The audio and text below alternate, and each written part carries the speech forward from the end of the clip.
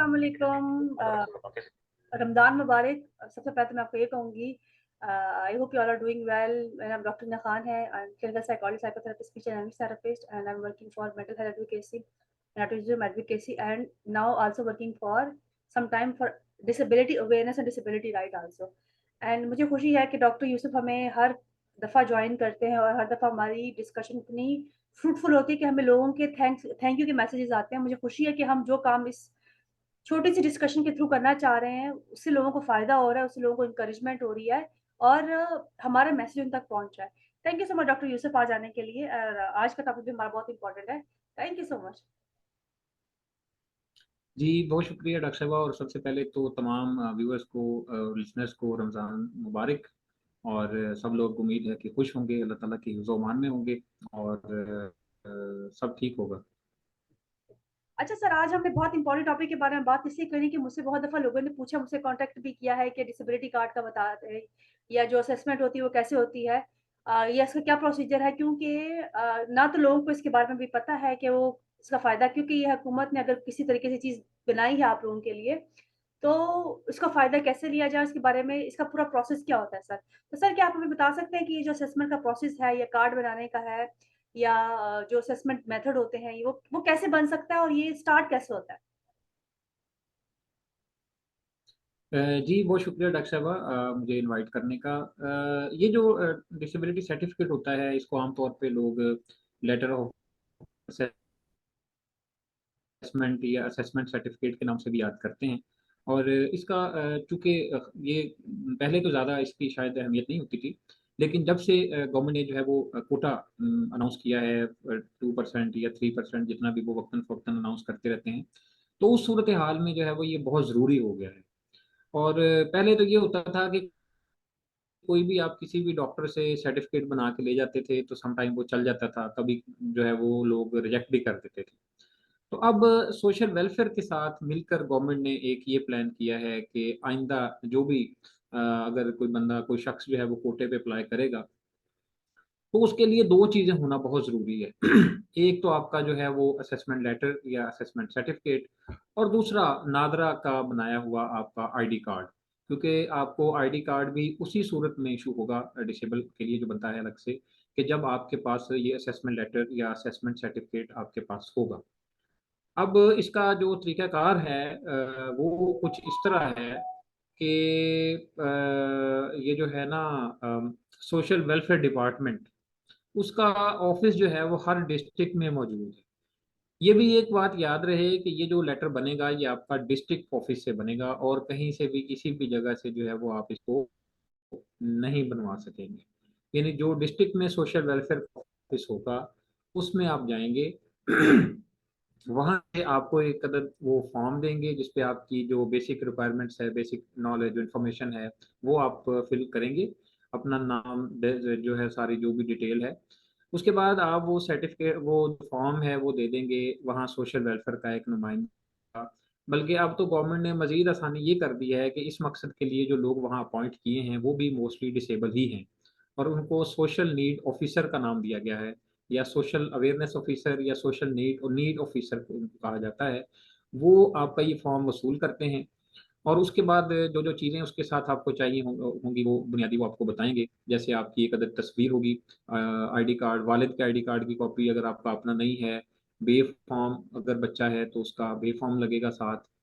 तो ये सारा डॉक्यूमेंट फिल आउट करके वो आपको एक टाइम दे देंगे, और वो उस टाइम पे आपको डिस्ट्रिक्ट हॉस्पिटल में जाना होगा, जो डीएचक्यू जिसको बोलते हैं, डिस्ट्रिक्ट हेडक्वार्टर हॉस्पिटल। वहाँ पे आप जाएँगे, वहाँ पे एक बोर्ड की मीटिंग होती है हर महीने में 1 दफ़ा। तो ये जो मीटिंग होती है, इसमें वो डेट अनाउंस करते हैं, बाज़ औक़ात महीने की 15 तारीख को करते हैं, बाज़ औक़ात महीने की यकम को करते हैं। मसलन मुख्तलिफ़ डिस्ट्रिक्ट में मुख्तलिफ़ उसका जो है वो टाइम फ्रेम होता है, लेकिन ये 1 दफ़ा लाज़मी बोर्ड बैठता है, जिसमें तमाम जो पूरे बोर्ड को वो एमएस होता है, और उसके बाद वो आपको चेक करते हैं कि क्या जो डिसेबिलिटी आप क्लेम कर रहे हैं, फॉर एग्जांपल आप वीआई हैं, फिजिकल हैं, या और जो भी आपका कोई प्रॉब्लम है, तो वो जो फॉर्म पे लिखा होगा वो देखेगा बाकायदा तौर पे, वो पूरा बोर्ड आपको चेक करेगा, 10 से 15 अफराद उसमें होते हैं। तो वो आपको ये चेक करके वेरीफाई करेगा कि आया आप वाकई डिसेबल हैं या नहीं। अगर आप हैं तो वो पूरा जो है वो एमएस के सिग्नेचर के साथ वो उस सर्टिफिकेट पे सिग्नेचर हो जाएंगे। और तकरीबन जिस दिन आप पेश होंगे उसके कोई एक वीक बाद आपको वो सर्टिफिकेट सोशल वेलफेयर के ऑफिस से ही जो है वो आपको मिल जाएगा। इसकी कोई फीस नहीं है, इसका कोई चार्जेस नहीं है, ये फ्री ऑफ कॉस्ट है। ये जो जब आपका सर्टिफिकेट इस तरह जो है वो आपका ये सर्टिफिकेट बनेगा, यानी पहले आपको सोशल नीड ऑफिसर के पास जाना होगा। वो आपको एक फॉर्म देगा, आपने उस फॉर्म को फिल करना है अपनी तस्वीर के साथ। उसमें तमाम जो चीज़ें उन्होंने मांगी हैं। उसके बाद आपको वो एक डेट देंगे कि फलां डेट को हमारा हॉस्पिटल में फलां जगह पे जो है वो बोर्ड बैठेगा। जब आप उस बोर्ड के सामने अपीयर होंगे तो वो आपको एक पूरा आपका वो आपको चेक करेंगे। अगर आप वीआई हैं तो आई स्पेशलिस्ट आपको वेरीफाई करेगा, अगर आप और फिजिकल डिसेबल हैं तो जो और आर्थोपेडिक सर्जन हैं या बाकी लोग हैं वो आपको वेरीफाई करेंगे। और उसके बाद सिग्नेचर जो है वो फाइनल सिग्नेचर एमएस के होंगे। और फिर आप जो है वो डिसेबिलिटी सर्टिफिकेट या असेसमेंट लेटर जो है वो आप क्लेम कर सकेंगे। थैंक यू सो मच, आपने पूरा प्रोसीजर इतना डिटेल में बताया है। अच्छा साहब, मुझे ये बताएँ कि क्या ये जो हम अप्लाई करेंगे, इसके लिए क्या हमें ऑनलाइन भी करने की कोई फैसिलिटी अवेलेबल है कि जैसे हम आजकल पासपोर्ट के लिए भी हम ऑनलाइन अप्लाई कर सकते हैं, बाकी चीज़ों के लिए भी हम ऑनलाइन अप्लाई करते हैं और वो एक पूरा सिस्टम होता है। तो क्या ये सर्टिफिकेट अगर किसी को चाहिए, किसी ने अप्लाई करना है, तो बजाय वो सोशल ऑफिसर के पास ऑनलाइन का, जाने हाँ जी, ऑनलाइन करें? जी जी, ऑनलाइन का सुना है कि इस पे काम हो रहा है। शायद बहुत जल्द जो है वो पंजाब गवर्नमेंट तो शायद कोई ऐप ऐसी मुतारिफ करवा रही है कि आपको जो है वो दूर ना जाना पड़े, ऑनलाइन ही आपकी जो है वो एप्लीकेशन कम से कम सबमिट हो जाए। सिर्फ आपको एक डेट दे दी जाए कि उस डेट को आप जो है वो अपीयर हो जाएंगे एमएस के सामने या पूरे वो जो बोर्ड है डिस्ट्रिक्ट बोर्ड उसके सामने। तो इस पे काम हो रहा है। मे बी इन फ्यूचर जो है वो आपको ये ऐप या कोई वेबसाइट या फिर कोई ऐसा आपको लिंक ऐसा मिल जाए कि जिस पे अप्लाई करके आप इस पे जो है वो ऑनलाइन अप्लाई कर सकते हैं। वैसे पीएफएफबी जो एक तंजीम है जो वीआई की जो ऑडियो लाइब्रेरीज वगैरह का काम करती है, उन्होंने इस पे काम किया है और वो लोग वर्किंग कर रहे हैं गवर्नमेंट ऑफ पंजाब के साथ मिलकर। हुँ। तो मुमकिन है कि इन फ्यूचर जो है वो कोई ऐसा ऐसी ऐप आपके पास आ जाए कि जिस पे आप अप्लाई कर सकेंगे और फिर आपको वहाँ जाने की ज़रूरत नहीं पड़ेगी, सिर्फ आप अप्लाई करके और उसी दिन ही जाएंगे जब आप वहाँ पेश होंगे। अच्छा सर, मैं आपसे एक और चीज़ जानना चाहूँगी, जो ये बोर्ड बैठते हैं, सर्टिफ़िकेट जो जब भी जारी होता है, एक तो आपने सोशल वेलफेयर उसका बताया, डिपार्टमेंट का बताया। क्या ये जो हॉस्पिटल जहाँ पे ये रिव्यू होता है, ये कौन से हॉस्पिटल्स होते हैं? सरकारी होते हैं या नीम सरकारी या जो गवर्नमेंट की या प्राइवेट हॉस्पिटल्स होते हैं? किन हॉस्पिटल्स में जाके लोगों को ये चीज़ें मिलती हैं, ताकि जाने से पहले अगर वो ये वीडियो देखें तो एक दफ़ा उनको पता हो कि उन्होंने कहाँ-कहाँ जाना है, जिससे उनका टाइम बच सकता है। तो कौन से हॉस्पिटल में उनको जाना होगा जहाँ पे उनके सर्टिफ़िकेट उनको इश्यू हो सकता है, या जो बैठ जहाँ पे बोर्ड बैठता है? जी जी, ये डॉक्टर साहबा इस तरह होता है कि ये आपको फॉर्म जो है ना जी वो दो जगहों से अवेलेबल होंगे। एक तो आपके इलाके में जो डिस्ट्रिक्ट में social welfare officer social welfare का ऑफिस होगा ना, उसके अंदर एक पूरा विंग मौजूद होता है जहां से आप ये फॉर्म ले सकते हैं। हुँ, हुँ। और दूसरा ये होता है कि जो आपका डिस्ट्रिक्ट हेडक्वार्टर हॉस्पिटल होता है, डीएचक्यू जिसको बोलते हैं, वहां पे भी इनका एक कमरा मौजूद होता है सोशल वेलफेयर डिपार्टमेंट का। वहां से भी आपको ये फॉर्म अवेलेबल हो सकते हैं। इन दोनों में से किसी एक जगह पे आप जाके तो वहां से ये फॉर्म रिसीव कर सकते हैं, ले सकते हैं। और यही लोग आपको जो है वो डेट देंगे कि जनाब आप फलां डेट को आके, तो मतलब पहले वो सारा फिल आउट करके उसके बाद अव्वल तो कोशिश होती है कि वहीं पे वो फिल करवा देते हैं जो वहाँ पे सोशल नीड ऑफिसर होता है। मोस्टली वो हमारा कोई ना कोई जो है वो डिसेबल कम्युनिटी से ही होता है। तो वो वहीं पे उसको बैठ के फॉर्म शॉर्म फिल करवा देता है। कुछ छोटी मोटी अगर कुछ चीज़ें रह जाती हैं तो उसको बता देता है कि भाई आप इस इतने दिन में जो है वो ले आए। और उसके बाद फिर उसको वो बता देता है कि जी आप ना 15 तारीख को, जैसे अगर हम शेखुपुरा का बात करें तो यहाँ पे हर 15 तारीख को जो डीएचक्यू है डिस्ट्रिक्ट हॉस्पिटल है, हेडक्वार्टर हॉस्पिटल है, वहाँ पे इनका ये बोर्ड बैठता है। तो उससे पहले पहले आप आके अप्लाई कर सकते हैं। और बोर्ड के मतलब उसके बाद जो है वो को तकरीबन विद इन वीक आपको जो है वो सर्टिफिकेट आपके हैंड ओवर कर दिया जाता है। अच्छा सर, मुझे एक और बताएँ, हमने तो बात सारी करी, डिस्कस कर ली कि आपने इतना भी बता दिया कितना टाइम, 15 डेज का भी टाइम लगता है उसको मिलने में। लेकिन अगर हम इसके फ़ायदे के बारे में बताएँ, लोगों को क्यों अप्लाई करने की ज़रूरत है? क्योंकि आपको पता है हमारी डिस्कशन का मकसद यही है कि लोगों को उनके राइट्स पता हों, उनको पता हो कि वो कैसे, जो हुकूमत उनको राइट्स दे रही है, जिसके लिए फंड भी एलोकेट होते हैं, बाकी चीज़ें भी होती हैं, उस तक वो कैसे पहुँच सकते हैं। तो इसका क्या फ़ायदा है, क्यों फ़ायदा है, किससे फ़ायदा है? और एक और चीज़ मैं आपसे जानना चाहूँगी, कौन-कौन सी कम्युनिटी है या कौन-सी डिसेबिलिटी है जो इसके लिए अप्लाई कर सकते हैं? ये मेरे 2 क्वेश्चन्स आपसे हैं। पहले मुझे बता दें कौन से लोग अप्लाई कर सकते हैं और दूसरा क्या फ़ायदा है इसका? ये दोनों सवालों का जवाब मुझे आप दें। जी, इसमें हर वो शख्स जो क्लेम करता है कि वो किसी न किसी वजह से डिसेबल है, चाहे वो फिज़िकल डिसेबल है, एमआर है, उसके अलावा डेफ एंड डम्ब है, या जो है वो वीआई है, यानी चारों जो डिसेबिलिटीज़ हैं, वो चारों इसमें अप्लाई कर सकते हैं। और अप्लाई करने का जो है वो तरीका मैंने आपको बता दिया है। अब अगर आप इसके फ़ायदे की बात करें तो इसके फ़ायदे ये होते हैं कि अब गवर्नमेंट ने ये ऐलान कर दिया है कि जो भी शख्स किसी भी जॉब के लिए चाहे वो कहीं भी अप्लाई करेगा कोटे पे, तो उसके पास ये सर्टिफ़िकेट होना ज़रूरी है, जो डिस्ट्रिक्ट हेडक्वार्टर हॉस्पिटल के बोर्ड का। अगर ये सर्टिफ़िकेट नहीं होगा तो वो जो अप्लाई करेगा वो उसका जो है वो इनवैलिड होगा, उसको वो नहीं मानेंगे। जैसे हमारे यहाँ पे ये तजुर्बा हुआ है, पिछले दिनों कुछ लोगों ने जो है वो कहीं से इधर-उधर से सर्टिफ़िकेट बनवा के तो अप्लाई किया कोटे पे, लेकिन वो जो कोटा की जो कमेटी थी, जो स्क्रूटनी कमेटी थी, उन्होंने उनको रिजेक्ट कर दिया, क्योंकि उनके पास जो सर्टिफ़िकेट था वो डिस्ट्रिक्ट बोर्ड से अप्रूव्ड नहीं था, जिसकी वजह से उनको जो है वो जॉब नहीं मिल सकी। तो इसका सबसे बड़ा फ़ायदा, इसके अलावा आप इसको कहीं भी अप्लाई कर सकते हैं। फॉर एग्ज़ाम्पल आपने किसी स्कूल में एडमिशन लेना है डिसेबल कोटे पे, वहाँ पे ये वैलिड होगा। आपने किसी कॉलेज में एडमिशन लेना है, अगर आपका मेरिट नहीं बन रहा तो आप डिसेबल कोटे पे आना चाहें आ रहे हैं, तो उसमें भी यही सर्टिफ़िकेट लगेगा।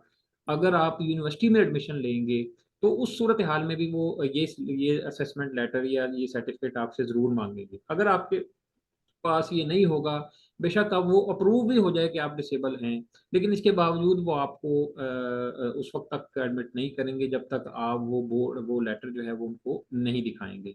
तो इसके अलावा जो फैसिलिटीज़ गवर्नमेंट दे रही है, जैसे एजुकेशन फ्री है, उसके अलावा और बहुत सारी जो चीज़ें गवर्नमेंट की तरफ से उनको मिल रही हैं, तो उस सूरत हाल में भी ये सर्टिफ़िकेट दिखाना उनको ज़रूरी है। और इससे भी ज़्यादा आगे कि जब आपका नादरा का आईडी कार्ड बनेगा, जो कि अब उन्होंने मखसूस कर दिया है डिसेबल के लिए, वो बाकायदा अलहदा उनको बना के देते हैं। उस सर्टिफ़िकेट, उस कार्ड को के लिए जब आप अप्लाई करेंगे, तो उसमें भी ये जो आपका लेटर है, असेसमेंट लेटर है, वो चेक करेंगे। अगर ये आपके पास नहीं होगा, तो वो आप उसके लिए एलिजिबल नहीं होंगे। तो इट मीन्स दैट इसके फ़ायदे और अच्छा मुझे सर एक और चीज़ भी बताएँ, क्या इसमें वो कम्युनिटी भी अप्लाई करती है जो बाय एक्सीडेंट उनके मतलब खुदा ना ख़ास्ता कोई टाँगों में कोई मसला हो जाता है या it is by birth disability की बात है सिर्फ़? अगर हम फिज़िकल डिसेबिलिटी की बात करें, बाकी जितनी भी डिसेबिलिटीज़ की बात करते हैं, तो इसमें क्या ऐज तो मख़सूस नहीं है कि इसी ऐज पे आप अप्लाई कर सकते हैं या अर्ली अप्लाई कर सकते हैं? अगर एडल्ट होके कोई डिसेबिलिटी होगी तो अप्लाई कर सकते हैं। क्या वो दोनों लोग इससे को यूज़ कर सकते हैं या जो फिर सिर्फ़ जिनको हम इंटेलेक्चुअल डिसेबिलिटी या फिज़िकल नहीं, नहीं, इसका कोई इसमें नहीं है जी, किसी भी एज में आप अप्लाई कर सकते हैं। और ये भी ज़रूरी नहीं है कि यानी ये तमाम जो किसी को अगर कोई डिसेबिलिटी होती है, कि लाइफ में डिसेबिलिटी है, अबव 40 है, बिलो 40 है, बिलो 30 है, जिस एज में भी वो चाहे वो अप्लाई कर सकता है। उसको ये सर्टिफिकेट देने का मकसद ये होता है कि बेसिकली ये बात इस चीज़ की वो सर्टिफिकेट होता है कि ये शख्स जो है वो इसका ये प्रॉब्लम है, और वो बाकायदा तौर पे रजिस्टर्ड होता है, सर्टिफ़ाइड होता है गवर्नमेंट की तरफ से कि ये तमाम वो फैसिलिटीज़ जो वीआई के लिए या किसी भी किस्म के डिसेबल के लिए गवर्नमेंट दे रही है, हुँ, वो हुँ। तमाम जो हैं उसके लिए ये शख्स जो है वो अहल है, और उनको वो तमाम फैसिलिटीज़ जो हैं वो मिलेंगी। हुँ, तो हुँ। ये किसी शख्स के लिए भी हो सकता है, कोई ज़रूरी नहीं है कि वो बाय बर्थ होना ज़रूरी नहीं है। बाद में जैसे देखें ना, बाज़ लोग जो हैं वो कुछ एक्सीडेंट की वजह से डिसेबल हो जाते हैं, जी, जी, या बिल्कुल। बाज़ लोग जो है वो उनकी ज़िंदगी में कोई ऐसा इंसिडेंस होता है, उसकी वजह से वो प्रॉब्लम में आ जाते हैं। तो कोई भी ऐसा शख्स जो है, जिसको लगता है और वो डिसेबिलिटी का ये सर्टिफ़िकेट या असेसमेंट लेटर जो है उसको ले सकता है। अच्छा सर, मुझे आपसे मैं एक और चीज़ जानना चाहूँगी, जैसे आपने कहा कि ये डिसेबिलिटी का जो कार्ड बनता है या जो भी प्रोसीजर उसका सारा होता है। अब मैं आपसे एक और चीज़ जानना चाहूँगी कि अगर किसी को मेडिकल प्रॉब्लम हो रही है, या बल्कि इससे पहले आप मुझे ये बताएँ कि अगर सपोज़ आपके पास ये कार्ड मौजूद है और कोई यूनिवर्सिटी आप लेके जाते हैं, किसी एजुकेशन इंस्टीट्यूशन लेके जाते हैं, किसी भी चीज़ के लिए एडमिशन के लिए, किसी हॉस्पिटल पे लेके जा रहे हैं और वो इंस्टीट्यूशन आपको वो फैसिलिटी नहीं देता, तो इस सूरत में क्या किया जा सकता है? कोई मेजर्स हैं जो ले जा सके और रिक्लेम किए जा सके इन चीज़ों को? या अगर हम अपने मुल्क की बात करें, हमें पता है अपना जस्टिस सिस्टम वीक है, बट इसका हरगिज़ ये मतलब नहीं कि आप अपने लिए इंसाफ के लिए ना जाएँ। तो क्या ऐसा कुछ है कि अगर वो स्कूल या इंस्टीट्यूशन आपको वो फैसिलिटी प्रोवाइड नहीं कर रहा, तो क्या इसको रिक्लेम किया जा सकता है? कोई प्रोसीजर इसका अवेलेबल है करने के लिए?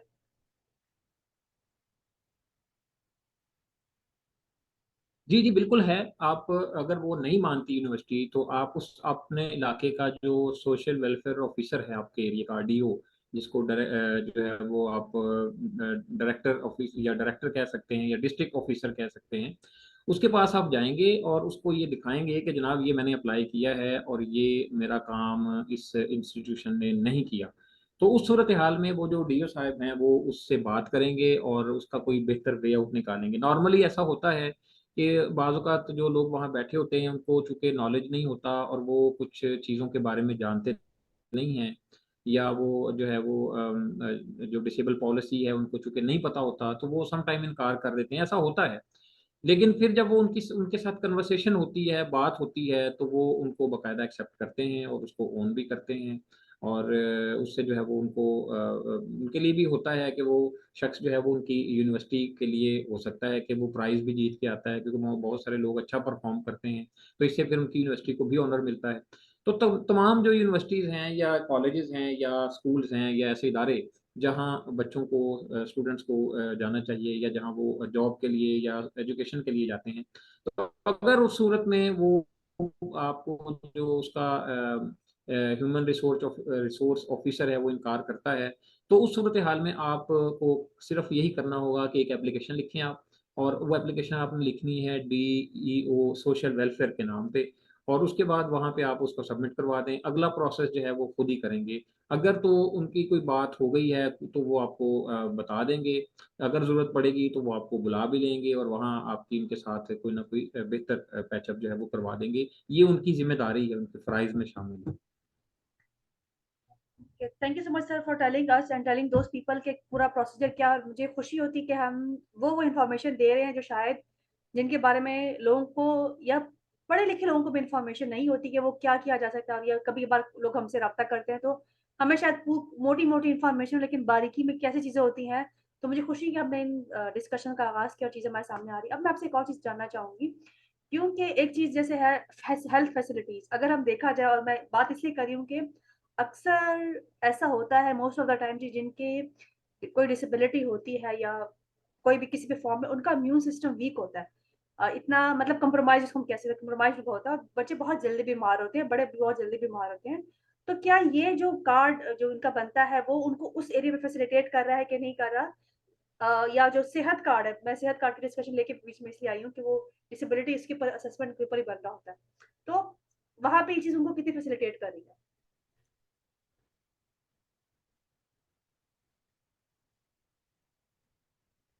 अ, जो हेल्थ कार्ड की फैसिलिटी है ना जी, उसमें वो उन्होंने कोई ये फ़र्क नहीं रखा कि वेदर इज़ आर डिसेबल और नॉट। क्योंकि उसका तो सीधा-सा एक प्रोसीजर है कि अगर आपको कोई प्रॉब्लम होता है, तो वहाँ पे जो भी हॉस्पिटल जहाँ पे भी आप जाएँगे, वो आप जो उनका अब तो मेरा ख़्याल है उन्होंने ये भी कर दिया है कि जो आपका आईडी कार्ड है, वही आपका हेल्थ कार्ड का जो है वो उन्होंने उसके साथ लिंक कर दिया है पूरा सेटअप। तो तकरीबन जो है वो 10 लाख रुपए तक आप अपना जो है वो इलाज करवा सकते हैं। अगर आपको कोई डिसेबिलिटी हो गई है, अगर वो ठीक हो सकती है, तो जितने जो टॉप के हॉस्पिटल्स हैं वो उसके पैनल पे हैं। आप वहाँ पे जाएँगे और वहाँ जाके तो आप क्लेम करेंगे, तो वो अगर तो चूँकि ये स्कीम जो है वो पिछली गवर्नमेंट ने शुरू की थी। अभी भी इस गवर्नमेंट ने भी जो है वो शुरू की हुई है, लेकिन थोड़ा शायद चेंज कर दी है कुछ उन्होंने पॉलिसीज़।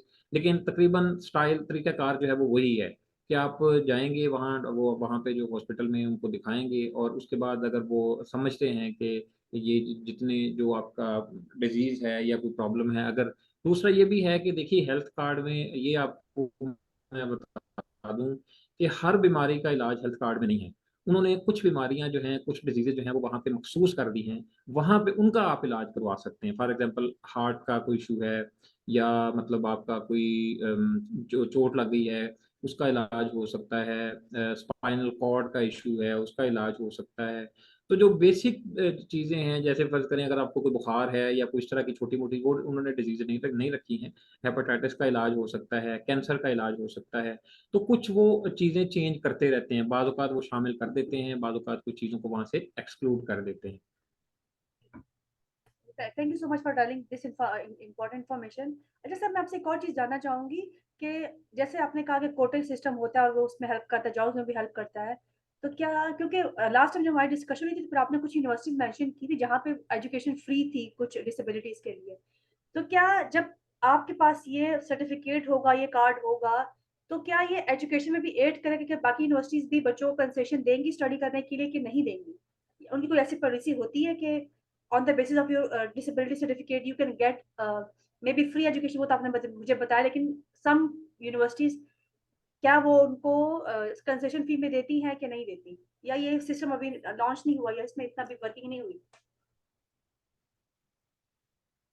देखिए उसमें 2 डॉक्टर साहबा तरीके हैं।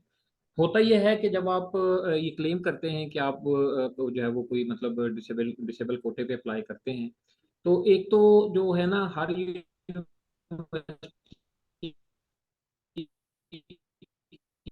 अपनी एक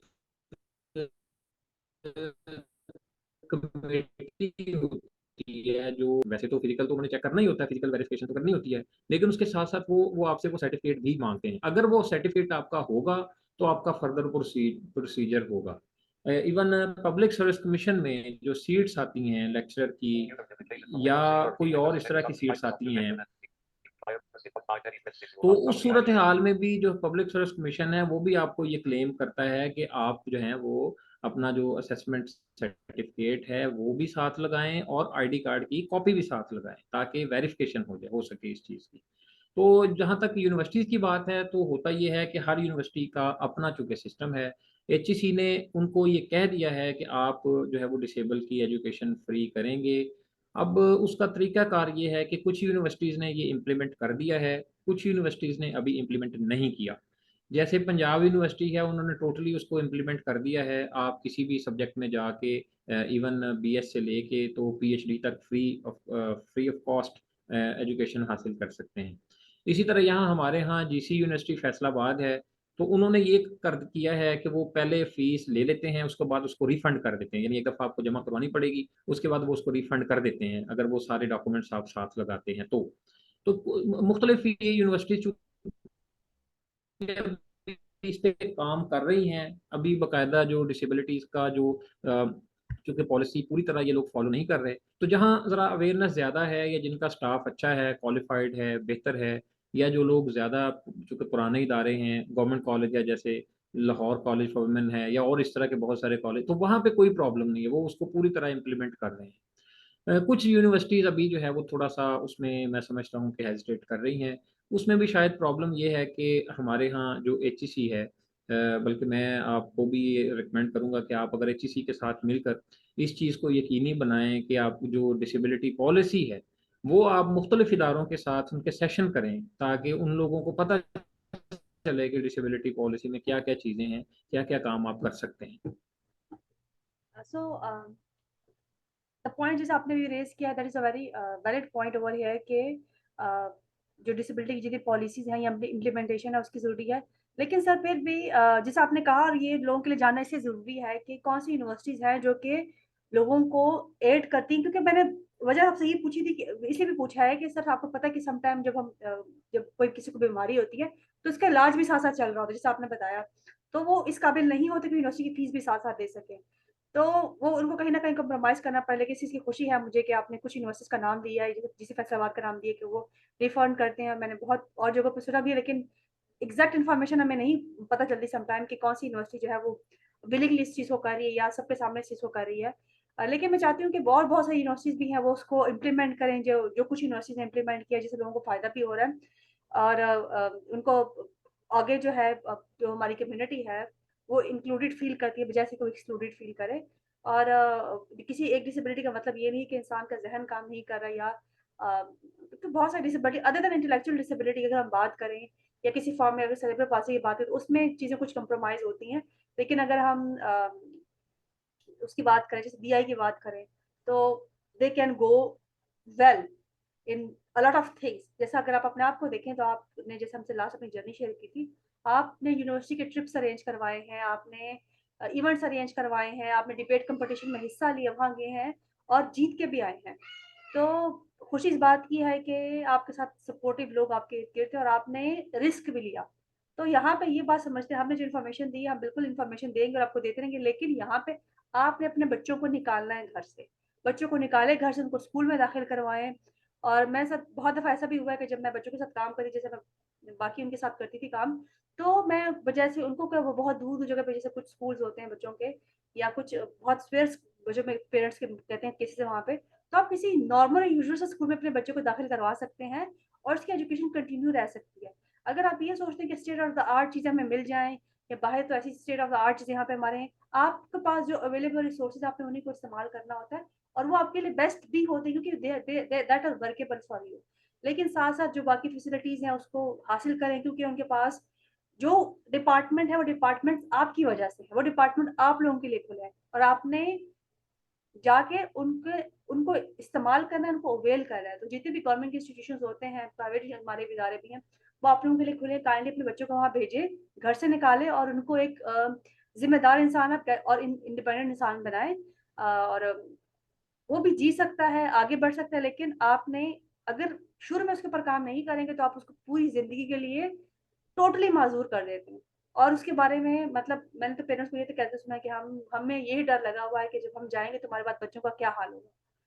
और ये हर माँ मुझे कहती है, और हर माँ इसी डिप्रेशन में होती है और वही कहती है, मुझे इस चीज़ का डिप्रेशन हो गया, इसकी वज़ह से मैं बहुत परेशान रहती हूँ कि मेरे बाद क्या होगा? तो ये जो हम डिस्कस कर रहे हैं, काइंडली आप इन बातों को गौर से सुनें, इन पे इम्प्लीमेंट करें और अपने बच्चों को घर से बाहर निकाल, उनको स्कूलों में दाखिल करवाएँ, इंस्टीट्यूशंस में दाखिल करवाएँ और इनको रिस्क लेने दें और इनको सिखाएँ कि दुनिया कैसी होती है। Thank you so much sir. आखिर में अगर आप अभी जो मैं थोड़ी-सी कंक्लूड किया इन चीज़ों को, क्या कहना चाहेंगे? फिर हम अपने सेशन को वाइंड अप करते हैं। जी डॉक्टर साहब, जैसे आपने बताया कि असल बात जो है, ये सारी चीज़ें तो मिल जाएंगी, सारी चीज़ें अवेलेबल हैं।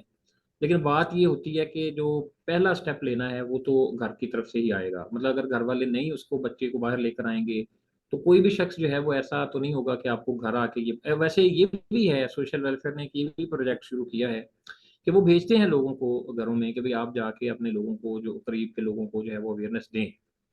उस पे भी डिपेंड करता है कि लोग उसको कितना मानते हैं, ठीक है? किस हद तक उस पे अमल करते हैं। ये है कि जो लोग तो थोड़े बहुत पढ़े लिखे हैं या जिनके पास एजुकेशन है, वो तो वो बात मान लेते हैं। लेकिन उनके यहाँ भी प्रॉब्लम ये आती है, बात तो वो मान लेते हैं, लेकिन फिर वो कॉन्शियस हो जाते हैं कि हमारा बेटा टकरा ना जाए, कहीं ऐसा ना हो जाए, वैसा ना हो जाए।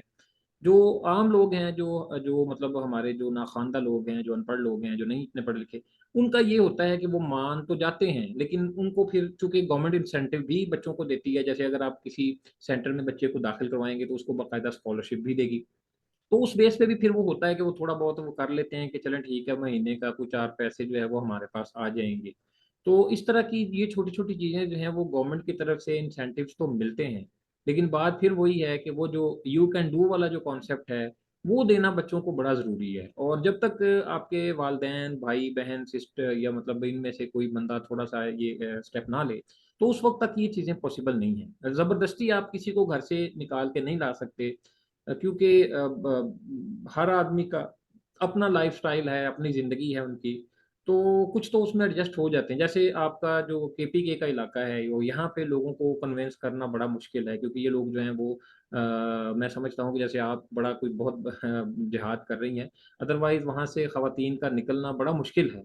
और एक नॉर्मल ख़ातून को आना मुश्किल है, तो जो थोड़ा उनको कोई अगर प्रॉब्लम है, तो वो उनके लिए तो ज़्यादा मुश्किल हो जाएगा। तो इन लोगों को अवेयरनेस देने की ज़रूरत है, और कुछ ऐसे कोई प्रोग्राम्स चलें या कोई ऐसे एड्स या कोई इस तरह की चीज़ें अगर वो मीडिया पे चलती रहें, तो फिर हमारे यहाँ जो है वो लोगों में अवेयरनेस आ जाएगी। क्योंकि मैं ये जानता हूँ कि ये काम होगा, थोड़ा टाइम लगेगा, लेकिन ऐसा हो रहा है। बहुत सारे, यानी आज से जिस वक़्त अगर हम अपने ज़माने में देखें, तो उस वक्त तो बहुत कम लोगों को पता था। मतलब मैं अपने गांव में अकेला ही आदमी था जो जाता था पढ़ने। उसके बाद फिर लोगों को जैसे जैसे पता चला, तो अब जो है वो काफी लोग जो हैं वो जा भी रहे हैं और बाकायदा वो एजुकेशन हासिल कर रहे हैं और बहुत अच्छे तरीके से काम कर रहे हैं। एंड आपने बिल्कुल सर ठीक है। और इसी वजह से जो है, जैसे आपने मेरी कम्युनिटी की बात की, केपी की बात की है, that's why I am doing something in my own language. मैं कभी कभार वीडियोस बना रही होती हूँ उनके बारे में, और बहुत बेसिक चीज़ें उनको दे रही होती हूँ। लेकिन आखिर में यही बात आती है कि आपको थोड़ा सा बोल्ड होकर अपने बच्चों को करना पड़ेगा। और जैसा बाकी बच्चों को, मैं एक और चीज़ भी पेरेंट्स को कहती हूँ, आपके बाकी बच्चे भी आप उनको टाइम दे रहे, उनके लिए एफर्ट्स करें, उनको भी आप सिखाते हैं। तो ऐसे भी इनको ही सिखाना होता है आपने। पेस डिफरेंट हो सकती है, लेकिन eventually they will learn. And हमने वो कहते हैं ना कि पेरेंट्स डरते हैं कि बच्चे को कुछ हो जाएगा, गिरने नहीं देते। जब तक आप बच्चे को गिरने नहीं देते, उसको उठना नहीं आता। तो ये चीजें जरूरी हैं। और आपको खुद भी इस चीज का पता है एज अ ह्यूमन बीइंग कि आपकी लाइफ हमेशा की लाइफ नहीं है, your life is not eternal.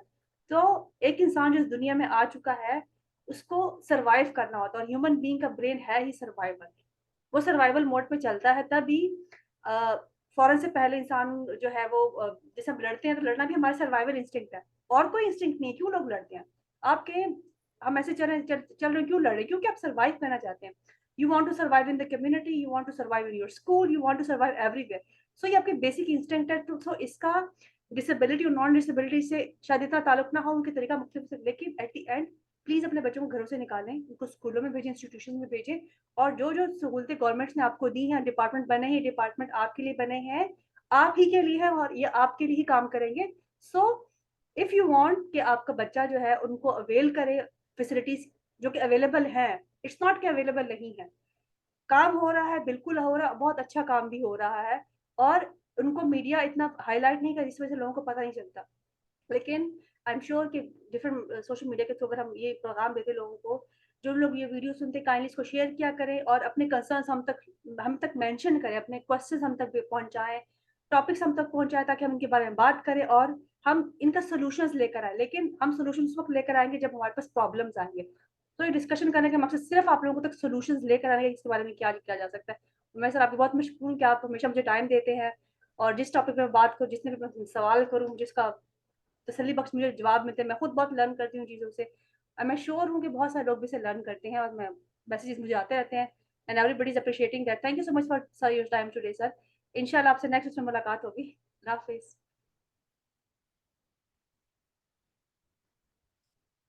जी बहुत शुक्रिया डॉक्टर साहबा, और इंशाल्लाह बिल्कुल हमारे ये सेशन चलते रहेंगे। और मेरा फिर वही एंड पे जो है वो पैगाम है कि सिर्फ एक देखिए, हमें अगर कोई 10% भी देगा, अब घर वालों से या पेरेंट्स हमें अगर 10% भी देते हैं, तो ऑटोमेटिकली हम उसको 100% देने की कोशिश करते हैं। हमें तो थोड़ा सा जो है वो ज़रूरत होती है सिर्फ इस चीज़ की कि जो बंदा हमें बस इतना ही कहे कि जैसे मैं अक्सर कहता हूँ कि यू कैन डू इट। जब ये होगा तो फिर हमारे लिए कोई प्रॉब्लम नहीं होगी। तो हमें सिर्फ थोड़ा सा इतना जो है वो कॉपरेशन फैमिली से, सब दोस्तों से चाहिए। बाकी खुद ब खुद चीज़ें जो है वो आसान हो जाती हैं। आप अगर मैनेज करना जानते हैं तो फिर सारी चीज़ें आहिस्ता आहिस्ता जो है वो आपके सामने ईजी हो जाती है। तो बहुत शुक्रिया आपका। और इंशाल्लाह नेक्स्ट सेशंस में भी जब आपको ज़रूरत होगी, या जब लोगों को किसी किस्म की इंफॉर्मेशन चाहिए होगी, आप अपने कमेंट्स के थ्रू भी लोगों से पूछते रहिए। जहाँ उनको हमारी गाइडेंस की ज़रूरत है, तो हम वहाँ पे इंशाल्लाह ताला मौजूद हैं। Thank you so much, and see you in the next session everyone. And please हमें कमेंट करें, हमारी वीडियोस को शेयर करें, और सवाल हम तक पहुंचाएं, और बताएं कोई आपके कंसर्न है, कोई प्रॉब्लम्स आपको अपने इलाकों में हो रही है, किसी भी तरह की हो रही है, आप हम तक पहुंचाएंगे तो हम उसको हाईलाइट करने की कोशिश करेंगे और उसके बारे में बात करेंगे। Thank you so much. अल्लाह हाफिज़।